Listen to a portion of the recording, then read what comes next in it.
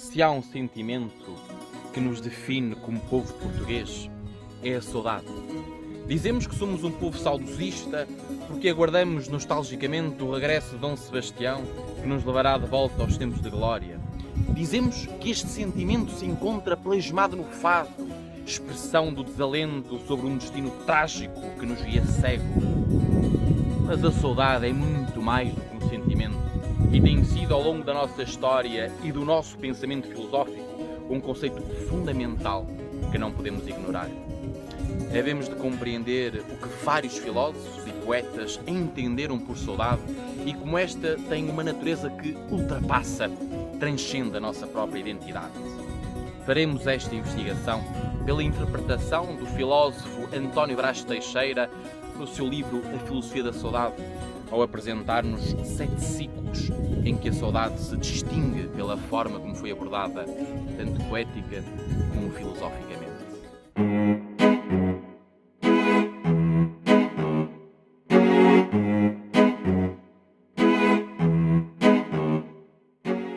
Os ciclos da saudade começam com os primeiros textos em português que ainda contêm traços da língua galega, como acontece nos cancioneiros galaico-português. Estamos a falar do período do século XIII e é deste período que começa o primeiro ciclo, que é eminentemente poético, ressentindo ainda uma ausência de reflexão filosófica ou mesmo de argumentação.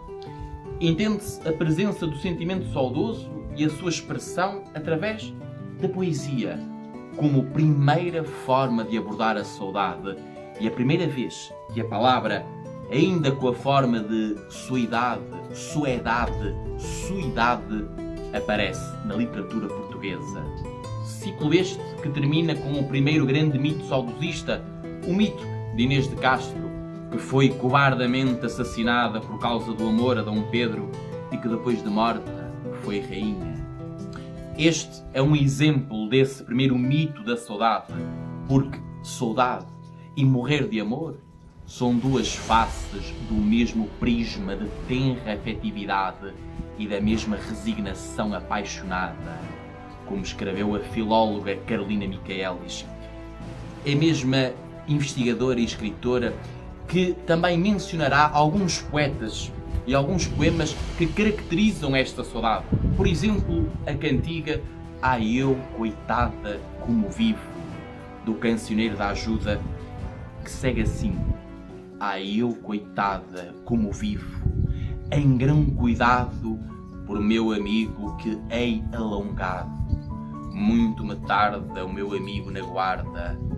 Ai eu, coitada, como vivo em grande desejo por meu amigo que tarda e não vejo.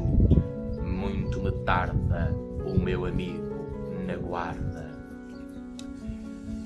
O que esta cantiga fala é da saudade pelo amigo que hei alongado e é pois seu grande desejo que retorne, ou seja, o sofrimento do amor ausente que expressa tão bem a saudade, o sentimento de melancolia e desespero pelo desejo de que o seu amado regresse, o que é ainda exaltado pelo ai que principia a cada primeiro verso da quadra, o mesmo suspiro que se apresenta no poema Como Morreu Quem Nunca Bem, pelo mais velho dos trovadores portugueses e que exala a sua própria mágoa, o seu pesar, o seu lento morrer de amor, a sua saudade cuidosa. São exemplos deste ciclo as obras Consolação de Israel, de Samuel Usken, Saudades da Terra, de Gaspar Frutuoso, Cartas da Religiosa Portuguesa, Cancioneiro de Dom Dinis, Cancioneiro Galego-Castelhano, Cancioneiro da Ajuda e o Cancioneiro Colucci Brancuti. Bom, a este ciclo segue-se uma outra abordagem, uma abordagem mais reflexiva, fenomenológica, atenta ao fenómeno, atenta à realidade, aos casos reais e até, dir-se-á, psicológica à saudade. Este é o ciclo filosófico que, através do Leal Conselheiro, livro do rei Dom Duarte, distingue a saudade de outros sentimentos como o nojo, o pesar, o desprazer e o aborrecimento. Para o filósofo rei, a saudade ou suidade demarca-se desde logo pela sua particularidade, que define um sentimento único que é inteiramente português. É também devido a este seu caráter especial, que não se resume a um sentimento que pode servir como o meio para conhecer através da autoanálise, de nos analisarmos a nós próprios através desse sentimento saudoso. Quanto ao seu caráter de sentimento, este, apesar de diferente, partilha do sentimento de nojo e tristeza.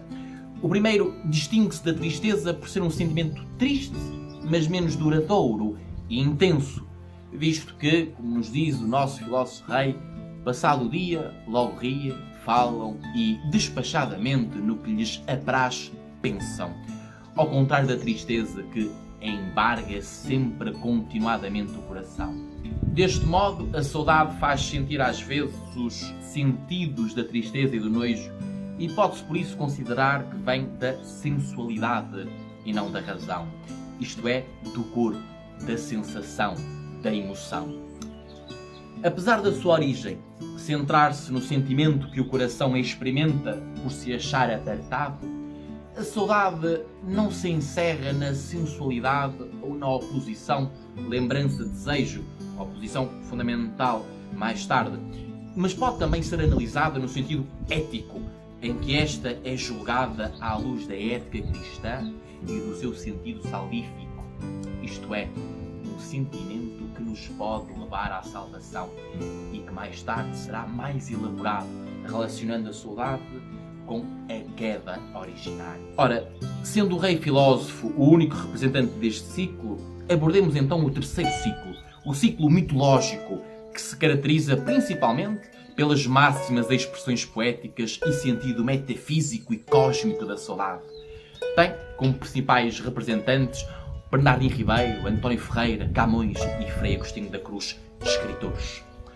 Ora, é na relação entre a transcendência, no amor e na tragédia que a saudade surge nas obras destes autores. Temos como exemplo o sentimento saudoso surgido da distância que ocorre na protagonista da Menina e Moça.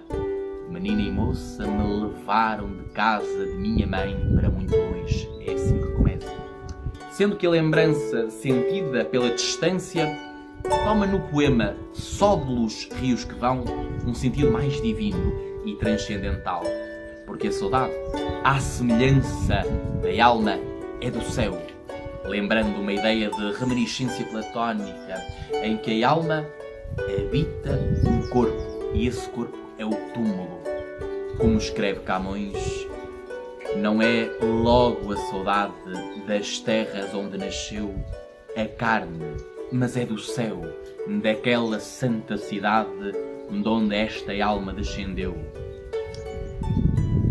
Deste grande poeta podemos ainda referir principalmente o canto 10º da Epopeia Nacional, em que há uma esperança de um futuro português baseado na saudade daqueles que no passado realizaram grandes feitos, servindo assim a saudade como elemento mítico direcionado para um império, também ele, mítico. Em Agostinho da Cruz, poeta, encontramos o sentido transcendental, já referido, como é exemplo o poema Na Serra da Rábida, em que a saudade lhe surge no meio desta serra, talvez em reflexão pela postura de ermita e distanciamento e isolamento de tudo, que o toma como fogo dentro da água fria. Parte do poema é este: alta serra deserta, de onde vejo as águas do oceano de uma banda e de outra, já salgadas as do Tejo, aquela saudade que me manda lágrimas derramar em toda a parte, que fará nesta saudosa e branda. Daqui, mais saudoso o sol se parte, daqui, muito mais claro, mais dourado, pelos montes, nascendo, se reparte. Podemos ainda acrescentar a reflexão linguística de Duarte Nunes de Leão, que caracteriza a saudade como própria dos portugueses, porque são naviosos e afeiçoados e não há língua em que da mesma maneira se possa explicar. Porque o que os latinos chamariam à saudade, que era desiderium, sentimento de perda, que apenas se dirige ao desejo de ver outra pessoa, Enquanto que a saudade em português tem um sentido mais abrangente, como o desejo de ver a terra em que nascemos. Neste sentido, esta palavra única pode ser definida como a lembrança de alguma coisa com desejo dela. Do ciclo mitológico passamos para o ciclo sebastianista. Como é já sugerido pela poesia camoniana, essencialmente a épica, mas que após a perda da independência nacional, o sentimento saudosista corporiza no sebastianismo, ou seja, na esperança de um regresso de um passado glorioso.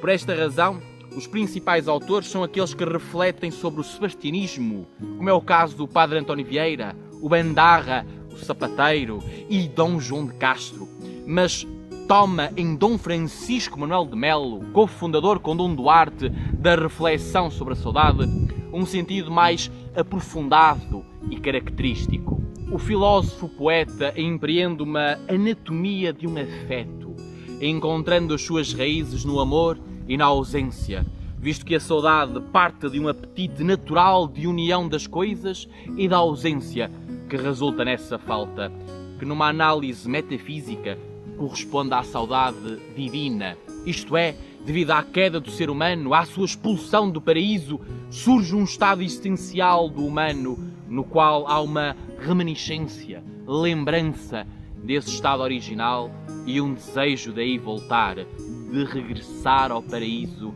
numa procura pela beatitude. O filósofo também corresponderá a este sentimento ao espírito português, isto é, como diz, floresce entre os portugueses a saudade por duas causas, mais certas em nós que em outra gente do mundo. O amor e a ausência são os pais da saudade. E isto aplica-se aos portugueses pelo nosso caráter amoroso e às nossas dilatadas viagens que proporcionaram a ausência. Estamos, obviamente, a falar da época dos descobrimentos. Assim, a saudade para o autor das Epanáforas é uma mimosa paixão da alma, um mal de que se gosta e um bem que se padece.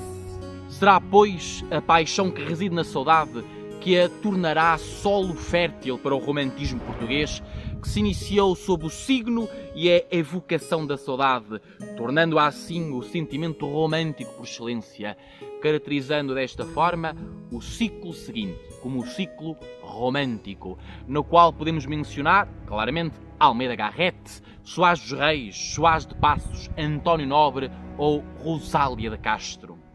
De relevar que entre escritores portugueses encontramos o escultor Soares dos Reis e a poetisa galega Rosália de Castro. O primeiro distingue-se pela escultura O Desterrado, que é tido como símbolo corporizado em pedra cinzelada do sentimento da saudade. Veja-se esse homem nu, num rochedo violentado pelas ondas marítimas, olhando a longe a pátria saudosa e vagando-se numa espera até que a maré suba e o arranque daquela vida, pois não é viver quando não se vive a pátria. As suas mãos, com os dedos entrelaçados, ferros de cadeias que obrigavam o português a desterrar-se em busca do além-pátria. No desterrado está o imigrante e essa saudade tão portuguesa que ele sente no desejo de regressar ao seu país. E a poesia de Rosália de Castro, um exemplo da participação do sentimento saudosista para lá das fronteiras nacionais, sendo que a sua poesia sobre a saudade se debruça essencialmente sobre a imigração dos galegos, como é de referir o cantar de imigração, tão conhecido fado que foi cantado por Adriano Correia de Oliveira. Coração que tens e sofre longas ausências mortais, viúvas de vivos mortos que ninguém consolará. É assim uma parte desse poema e desse fado.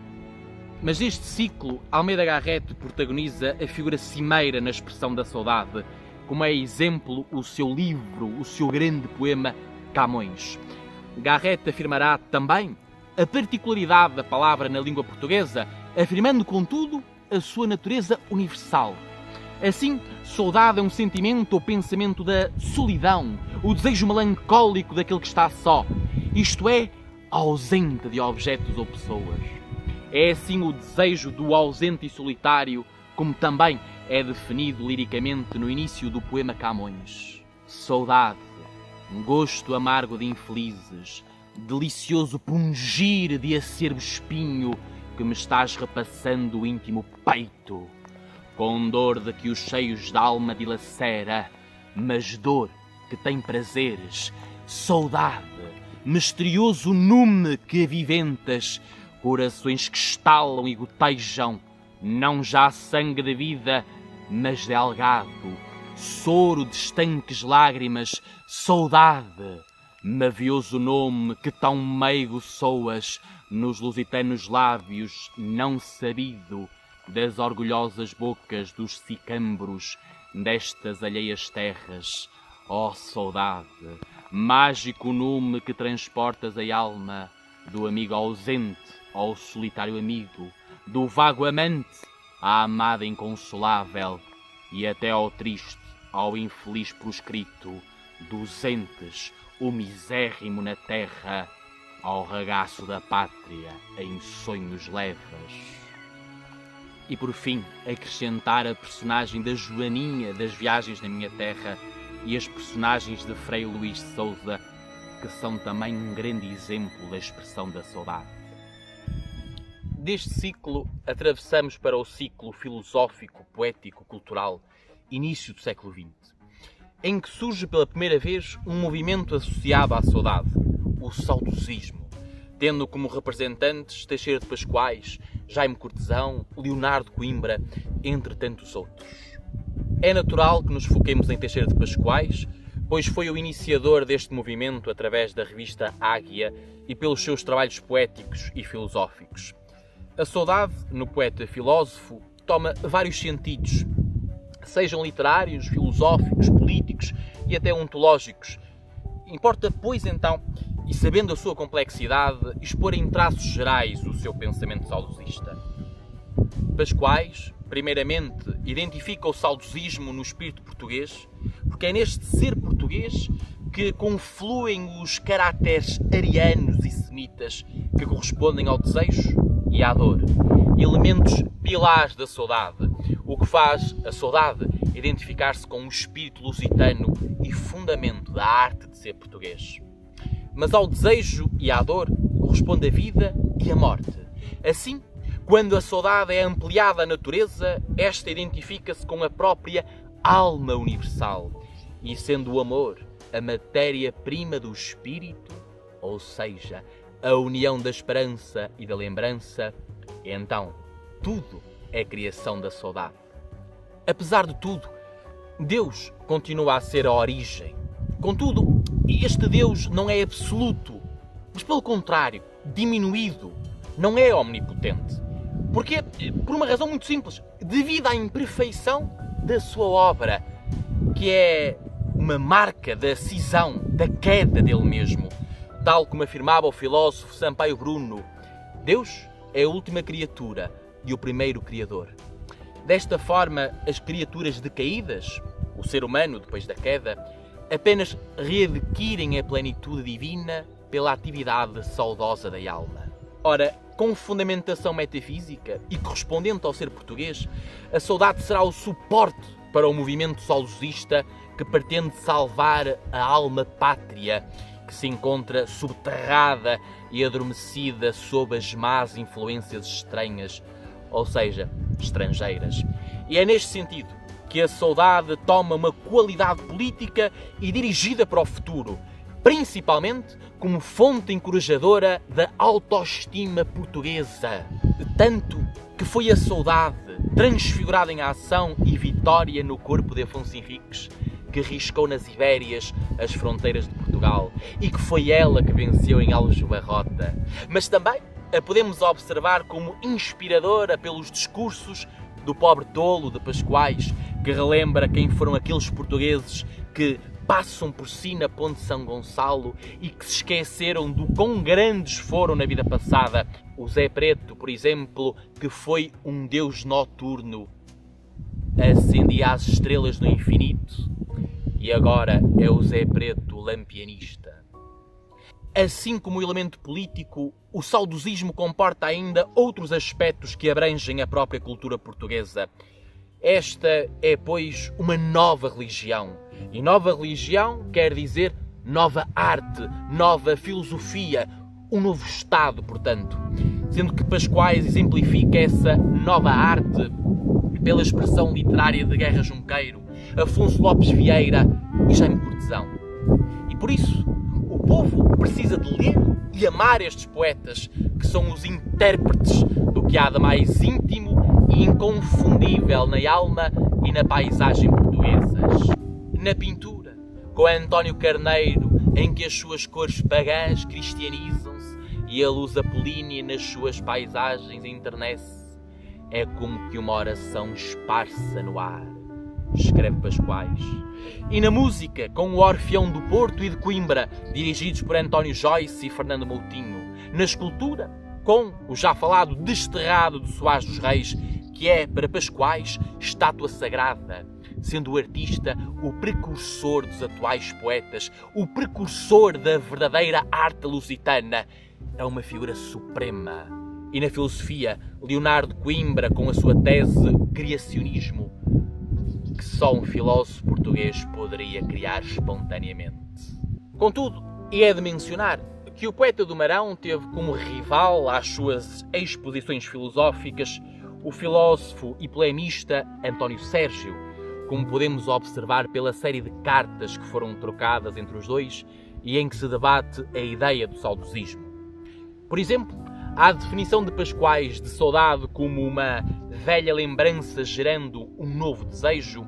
António Sérgio intenta refutá-la ao exemplificar com o comportamento de um cão, que, primeiro ao ser agredido por um sujeito, após alguns dias, morde-o por um desejo naturalíssimo de sentir a carne do agressor. Neste sentido, o sentimento de saudade não passaria de um básico mecanismo comportamental.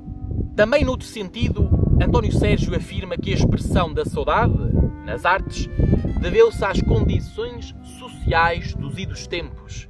Isto porque o que fala em arte é o que sai espontaneamente do temperamento do artista e das circunstâncias da sua vida. Por isso, tentar reanimar este sentimento como fulcral da arte seria criar um artificialismo, tomando a saudade como imobilismo, inércia, contemplação do passado. E sobre a palavra intraduzível, Sérgio afirmaria o seu contrário, exemplificando com a palavra soledades, do galego, ou décio, do italiano. Também Leonardo Coimbra contestará algumas ideias centrais do saudosismo, como a saudade não poder existir em Deus, pois, sendo ela uma carência, e Deus infinito, perfeito, então este não podia sentir a saudade. E em segundo, como a saudade tem uma tripla dimensão temporal, a lembrança do passado, a esperança no futuro, tudo isto sentido no presente, esta não pode existir num Deus que vive num tempo eterno, sem passado nem futuro. Porém, apesar das críticas e visões dissonantes dentro do saudosismo, a valorização da problemática saudosista terá um enorme impacto no atual ciclo, no qual participam vários pensadores galegos e portugueses. Daí a minha denominação de ciclo ibérico, e que se caracteriza, segundo Brás Teixeira, como um regresso da reflexão filosófica sobre a saudade, devido à valorização do sentimento promovida pelo pensamento de orientação existencial, retomando o aspecto metafísico, como o de Teixeira de Pascoais, e a linguagem poética, como em Agostinho da Cruz ou António Nobre. Deste ciclo podemos mencionar José Marinho, Delfim Santos, Álvaro Ribeiro, Ramón Otero Pedraio, Ramón Pinheiro, entre outros. O filósofo António Dias de Magalhães, que escreveu A Divina Saudade, dirigindo uma demanda especulativa para o sentido ontológico e metafísico da saudade, porque é da sua vivência que brota do mais fundo do ser espiritual, em que surge a revelação do espírito. Podemos ainda realçar a distinção que faz da lembrança, elemento da saudade, e da reminiscência platónica, sendo que a primeira atua perante o seu mundo pessoal, próprio e vivido, e não perante o mundo impessoal das ideias.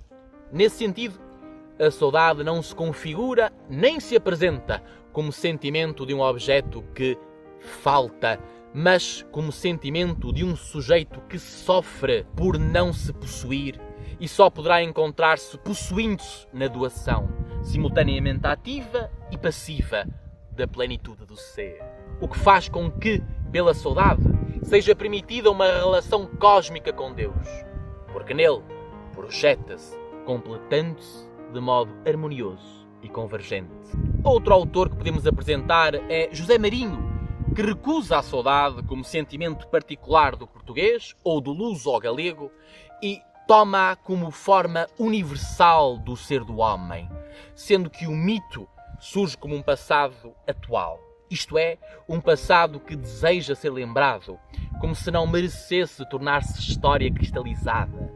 Desta forma, o filósofo relaciona a ontologia da saudade e a teoria do mito, que pode e é estendida para a saudade divina, dirigindo-se a um passado antes da vida terrena. Na senda de um passado celestial e de uma saudade divina, podemos falar de Afonso Botelho e a ideia de que a saudade não é reminiscência nem rememoração, mas uma memória que tem por origem o próprio Éden, refletindo o infinito e a copresença dos seres no passado, presente e futuro, num ato criador e conservador da memória criacionista. Também Dalila Pereira da Costa partilha desta concepção de saudade, que define como movimento e ação. É, pois, como natureza prática que a saudade se torna uma via ascética, sendo que, quanto maior for o seu conhecimento, mais esse conhecimento se dá como manifestação divina. E é partindo deste aspecto, mais do que metafísico ou ontológico, mas teológico, que para Pinharanda Gomes a saudade toma a sua dimensão universal e não exclusivamente nacional, no sentido em que o homem sente saudade de Deus e, lembrando-se da sua origem celestial, deseja aí regressar, sendo este um sentimento universal. O aspecto universal é também uma verificação do filósofo Eduardo Lourenço. Contudo, a saudade serve como ferramenta especial para interpretar Portugal e o destino dos portugueses, considerando-o como mito. Esta exposição dos vários ciclos interpretativos da saudade, expostos pelo filósofo Brás Teixeira, permite-nos compreender um sentimento que ultrapassa o seu sentido psicológico e cultural e surge como conceito filosófico fundamental para compreender a questão da origem humana e do seu sentido existencial, assim como a sua relação com Deus ou com a sua natureza originariamente inacabada e imperfeita. Muito obrigado.